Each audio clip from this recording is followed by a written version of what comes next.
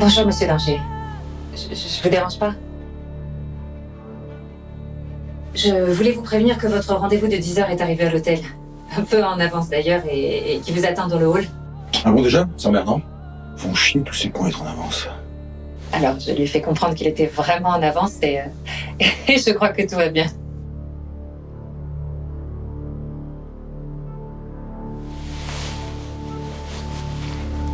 Vous avez un problème ou quoi?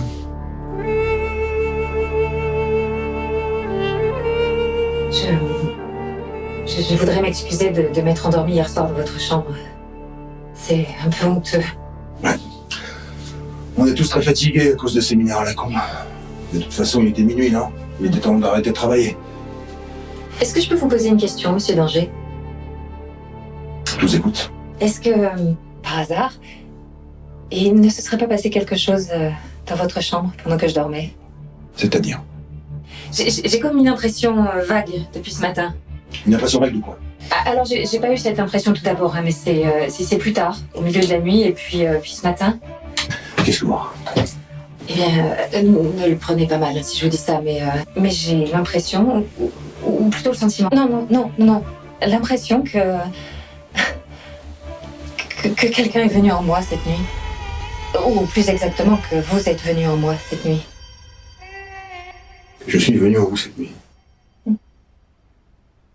Mais vous êtes totalement dérangé, ma pauvre Myriam. Ah oui. Non mais c'est ça. Non mais c'est certainement ça. À vrai dire, je me le suis dit ce matin, mais waouh, mais Myriam. Myriam, t'es totalement folle. Je l'avais déjà remarqué. Au mieux, vous avez rêvé, ma pauvre.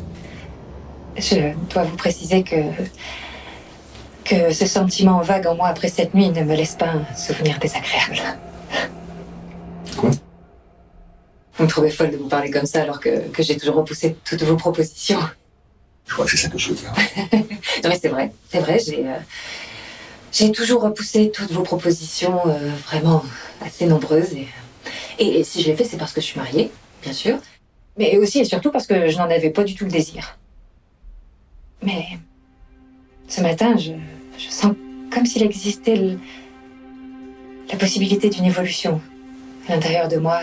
Enfin, je sens que quelque chose comme un frein, là, une gêne qui m'empêchait d'accéder à mon désir a sauté, on dirait. Mais écoutez, Myriam, on a encore beaucoup de travail aujourd'hui avant de reprendre le train ce soir.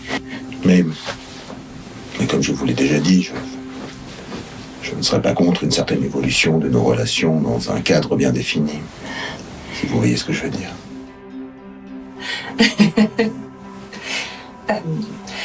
Pardon, mais n'aimeriez-vous pas essayer de répondre à ma question, d'abord? C'est-à-dire? Hier soir, est-il possible que vous m'ayez fait l'amour?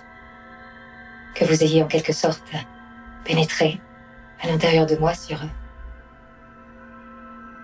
ce fauteuil, là? Les accusations sont très très graves. Vous pouvez me parler en toute sérénité, monsieur. Mais comment pouvez-vous imaginer que j'ai pu faire quelque chose comme vous dites? Vous me prenez pour qui? C'est extrêmement mal intentionné de votre part. Alors sortez de ma chambre.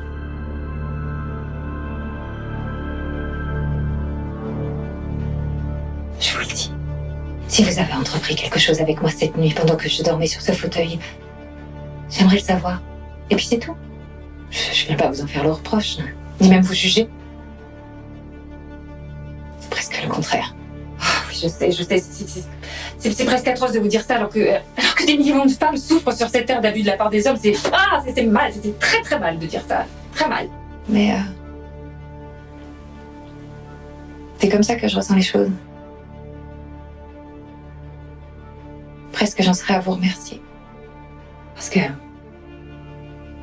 quelque chose au fond de moi, c'est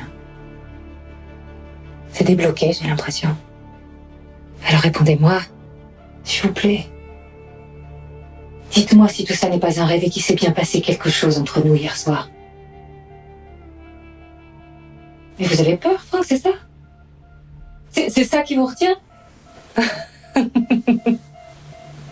puisque je vous dis qu'il n'y a rien à craindre, mais j'ai pas du tout l'intention de vous dénoncer. Me dénoncer? Ce sont des agissements très graves dont on parle évidemment, hautement condamnables et réprimés très sévèrement d'ailleurs.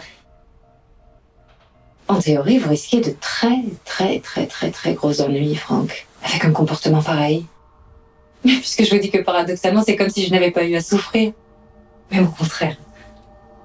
Qu'est-ce que vous voulez savoir exactement? Je n'arrête pas de vous le dire. Vous seriez disposé à envisager que vous et moi, on se rapproche davantage encore? Il me manque peu de choses. Ma tête a seulement besoin de repères et de compréhension et après, je crois que... Vous avez peut-être entendu des rumeurs à mon sujet. C'est pour ça que vous pensez que je serais capable... Absolument pas. D'ailleurs, je ferme les oreilles aux rumeurs en général.